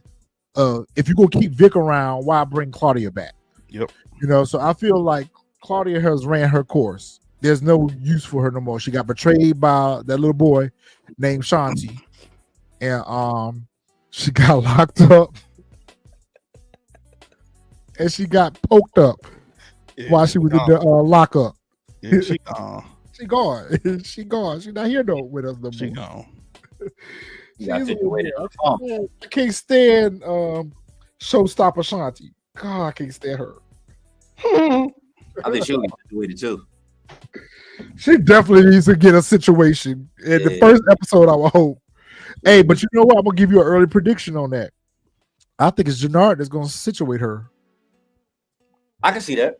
I can see that. I can definitely see that. I think it's gonna be Jannard. They're gonna take her up out of here because remember she was trying to get Jannard to go against his brother. Yep. Mm-hmm. And they just made nice and everything. She was like, all right, now that you win, we can take over all this now. Yep. I think that's what's gonna cause her to get situated. Is she gonna come between them brothers? Yeah, I see that for sure. But I think that Stacy, you're right. She's gonna get a win. Stacy's gonna get a win. At what cost? But she's gonna get a win. I don't think it's locking up Vic. It's not. The reason I'm gonna save it for our prediction. I'm gonna save it. I'm gonna save it for when we do our fourth show. But there's a reason why I feel like it's gonna be Miguel versus Vic. I know why. You know why? We talked about it offline. We talked about it offline. That's why I feel like it's gonna be Miguel that gets locked up. And I'm gonna tell you exactly. We'll talk about that. Y'all go watch that interview, and then when we talk about force, y'all understand why I feel like she's going to lock up Miguel. I know exactly. She's gonna lock up Miguel. Yeah, I think Vic is going to be on the run. I think Vic might be the one who snitch on him and turn him in to get himself off. Mm-hmm. I think Vic ended up catching a hot one. He is. He can get situated too. Yeah, he definitely should got situated last. Yeah, he should got situated. You know what? I agree with you about D-Mac. I think D-Mac is not going to get locked up, though. I think D-Mac is going to Legacy with Tommy. He's going to be Tariq's sidekick in Legacy. Nah, I think it's still going to be whatchamacallit. I don't want Braden no more. I don't want. I think it's still going to be Braden. No, please no. I'll be shocked if it's not Braden. Please no. Not Braden. God, no. Please no. We don't need no more of that goofy ass Braden. No. I'll be super shocked if it's not Braden. Unless they mature the character a little bit more. If they mature the character more and they make him a little bit more rough and gritty, then I would like to see Braden back. I would like to see a different version of Braden. If we're going to get Braden back, I don't want to see the goofy white rich boy. I want to see Braden running the fight clubs, out here throwing hands, out here situating people. I want to see a version of Braden like that. I don't want to see the goofy ass Braden. Because, I mean, he's lost it all too. Yeah. So if they bring Braden's character back, they need to rewrite his character. They need to make his character more like Tommy. A little bit more rough and tough and gritty and a little bit more dirty. I need, if we're going to get Braden's character back. One thing I like about D-Mac is D-Mac don't mind putting that work in. That's why I feel like he's going to be in Legacy. Because at the end of the day, D-Mac don't mind situating somebody. I think Braden getting there. It took him a minute to get there. We've seen more of Braden, of course, than we've seen in D-Mac, but I think Braden. The only person he situated was his uncle. And he situated that sold the drugs too. Oh yeah, he did. Over that little crackhead. Yeah, Erykah Badu girl. He did situate. Yeah, he did. He did situate the drug dealer. To me, again, if you're bringing these characters back, then you're continuing the story. You're continuing the story from book 2 versus creating a new story with new characters. And I guess you could say the same if they brought D-Mac over from Force 2, but I feel like there's a reason why I feel like I was going to save it for the Force talk. But I feel like D-Mac is going to be with Tommy going forward because JP's not going to be with us anymore. I feel like JP's going to get situated and Tommy takes D-Mac in and accepts D-Mac for who he is, and D-Mac becomes his rider. And I feel like they leave Chicago together and they meet up with Tariq, or if him, Tariq, and D-Mac, they all end up walking away from Chicago. And they end up, I already said, Fresh, you wasn't on, I already said Power Legacy is taking place in DC or Baltimore. So we coming to see you. Nah, We coming to see you. I don't see that. Xavier said he wants it in Toronto, and then someone said Miami. My vote is DC or Baltimore for the DC new would be show. I don't dope want it though back in New because York. DC would be dope though because you had so many characters that was actually trying to get into politics. It'd be actually kind of dope to see. Yeah. Especially if Tate is in office. Let's just say in Power Legacy, Tate is governor, or Tate is maybe Tate has grown up into the DNC. Now he's part of the DNC. It would make sense for them to go to DC because they would have that political angle that they need to help get them out of situations. I would prefer that it be in Maryland or DC. I don't want it back in New York. Every present day show that we've had for Power has been in New York. I don't think it's going to be in New York, but I definitely can't see it being here. It's probably going to be somewhere that's like, if it ain't, probably won't be in Cali. I still kind of got a feeling like it's going to go overseas for some strange reason. I don't know why. I'm thinking of not because of like I'm thinking outside of it because it's cheaper to shoot overseas. So that's why I feel like it's going to end up going overseas where they're going to shoot it overseas. And like we're going to get the whole London gangs or something like that. If not, then maybe Georgia. But at the same time, it would be a little bit more expensive because now you're going to have the cast living in that area while they're shooting. I don't think it's going to be in California because the production cost in California is very expensive. It's very expensive to shoot in California. And keep in mind, 50 Cent got that whole studio in Louisiana now. That so better put that to you use. can make it wherever you want it to be. Yeah, I guess you can make it where, as long as them sets don't look like they do on Beauty and Black. As long as them sets don't look like how they look on a Tyler Perry show, I'm good. Them sets be looking terrible. Them sets be looking cheap and cardboard cutout sets. As long as we don't have the Tyler Perry sets, we good.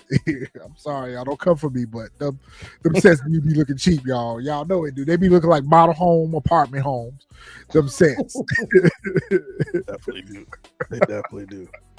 They be sets too, yo. They just when they pull up, they all be the same. The same set. The scenes only being like 4 to 5 different places. You're gonna see a scene and it's gonna be the same 4 to 5 places. No, not Charles's house. Charles' house definitely, like I said, but no, I'm talking about the who was it? Was it the judge? Who house was it that Norman was outside of? I was like, this definitely looks like a set right here. That was a judge house. The judge house, yeah. That was the judge house. And I feel like it was the same set in all the Queen's Men too. It probably was. It probably was. To be honest, I would not be surprised. It probably was because I've seen. I think it was something on Satima or something that was on something else. And I was like, wait a minute, I could have swore that joint was in. Yeah, I won't be surprised. So the sets overall on Beauty and Black are not bad. It's the outside scenes is what I'm talking about. It's the outside scenes where they're in a car and they're pulling up to somebody's house or they're leaving somebody's house. It just looks so fake. It don't look real. It don't look like it's a real. You can tell that it's not real. You can tell it's not real. There's no other cars around. There's nothing else around. They park in the middle of the street. It's nonsensical. It's not believable. Yeah, versus you could tell in the Power universe that a lot of these where you can see where they shut down streets and you can see where they're actually in the environment. That's where I want Legacy to be. I want Legacy to be actually on set in whatever city and state that they're in. I want, just like in Chicago, when we were watching Forrest, I recognized landmarks in the show from Chicago. M2, you definitely should live in Chicago. You definitely should recognize. When we used to do our little watch parties together. Yep. And I would just call out different stuff like, yep, that's Ocean Prime. Yep, that's this place. Yep, that's that place. That's what I want. To me, that makes the story more palatable for me when I can recognize landmarks in the shows and be like, yeah, damn, they really are on set in whatchamacallit. That's why I feel like it wouldn't be that bad for them to do it in Maryland We haven't really had a good TV drama, crime show, drug type show since The Wire out of Baltimore since. So maybe we could get DMV. And because the reason why I picked DC is because they've referenced DC so much in the other shows. You know, Trayvon was from DC. Jukebox had a run in DC. There's just so much reference and power to DC. To me, it just feels like it's a natural evolution for them to do a story in DC. You are correct. I didn't even think about it that way. I definitely didn't think about it that way. Yeah. You know what? Might be. I'll be shocked though if it is. If it's here, I will definitely be shocked. And I mean, Canada would be dope. Xavier said he would like to see it in Toronto, and I said, Toronto would be dope. Toronto would be dope, especially if they want to bring Ghost's character back. They could make it where that's where Ghost has been hiding out at. But I feel like wherever Tommy into the events of the end of Force is going to have Tommy and Tariq on the run. Or do you think they unalive everybody in CBI and they just walk away from Chicago? What do you feel like is going to be the reason why they leave Chicago? I gotta and not continue the story there. I gotta look at the last 2-3 episodes of Force to say what I think. And then we also said earlier, did you feel like any of these prosecutors that are still alive in the Power universe is going to show back up in Legacy? If so, who? The only one I can see, oh dang, he's not a prosecutor. Or just any of them, any of the live lawyers. Jenny. So right now you have Jenny Sullivan, Tamika, and John Mott. That's the only, and of course Stacy. Nah, I can see I can see Davis being in one of them. Okay, we talked about Davis, but at the same time, I don't feel like they're going to bring Davis back because that's going to be a high salary. They could though. They could, but they need some star power for Legacy. So only one. If I had to guess, it probably would be Jenny then, because Marx, no, and probably Blanc. I mean, although she's not a prosecutor, probably Blanca, because we done seen her go from Power to Force. No, Power to Book 2. Didn't she pop up in Force? Like for an episode. Yeah. Or she was referenced. Or either she was referenced in the episode. I could have swore they showed her meeting. I think it was in season 1. I think it was in season 1. In the courthouse or something. Yeah, it was season 1. I think it was towards the end of season 1. She had a cameo appearance. And that's her it.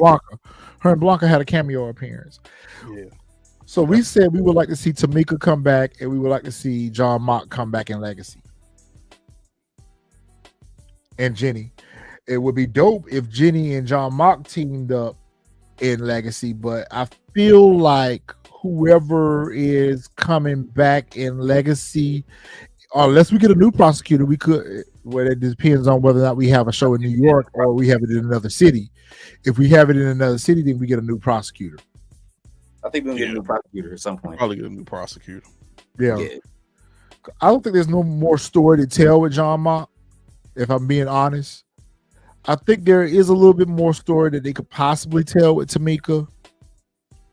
I don't think there's much story left for Jenny Sullivan now after Saxe is gone. There's really not much substance for her character anymore. So if I'm being 100% honest, there's really no story for any of them left. I mean, it still is for Sullivan, because you got to think about it, because she's still after Tariq. Because remember, after everything she had, she still thought that Tariq was the one that tried to unalive Lauren. It did like the whole, I mean, it's still a little bit because she's still after Tariq, but I'm with Jack. We probably just gonna get a whole new prosecutor. We're good, as long as we don't get Shake and Go Wig. Shake and Go Wig. Wow. Wow. Shake and Go Wig.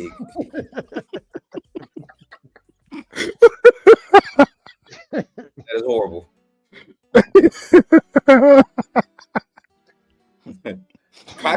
So it ain't true. Get in and shake and go. That's bad. Hey, and Xavier called her that too. He said shake and go needs to go back to the shop and get her family back. Damn. Hey, I forgot she did leave her She was family. in the shot, y'all. She was in the I forgot about shot. that, Xavier. I forgot Wow. about the shot. Wow. Shake and go. Y'all are the worst. You said it. So at this current time in the Power universe, she is the worst because she is the most active prosecutor. I don't think we see Jenny Sullivan next season in force unless she comes to the show to try to help Stacy take down Tommy, which you know she's not going to be successful. So that's why I feel like her story ends with her locking up Miguel, and maybe she ends up becoming mayor of Chicago if they don't unalive her. I ain't going to unalive her. I don't know though, because in that teaser they said who was her husband looking at under that sheet. I'm gonna have to go back. Matter of fact, I That don't was so weird. damn teaser. I gotta go watch it. I don't think I've seen it. I'll post it in the chat tonight. I meant to bring it up for this, but I don't forgot where I had it saved at. But in the teaser they showed her husband pulling up a white sheet. I don't think it's her, but I don't know who else is left because they unalive Vargas already, and then they unalive somebody else that was on the task force. I mean, there's no other characters in law enforcement that we were interested in or had a big impact on the story other than her. So is it her that gets unalived?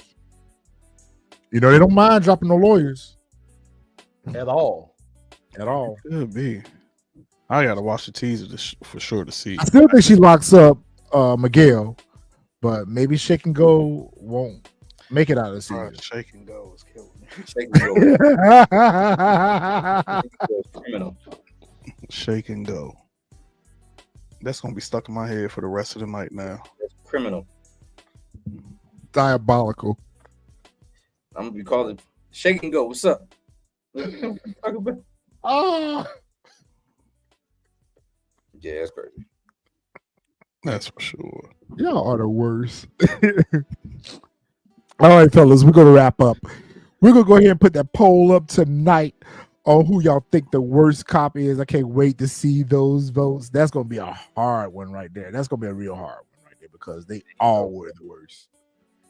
Yeah, that's gonna be a difficult one. I can't even tell you who I'm gonna vote for till I see who up there. Okay, well, it's gonna be an interesting one, so we'll see. All right, y'all, we'll be back next week to talk about who was the dirtiest cop in the Power universe, and then I think what you said next fresh was gonna be what the What ifs? FBI agents. I thought it was the what ifs.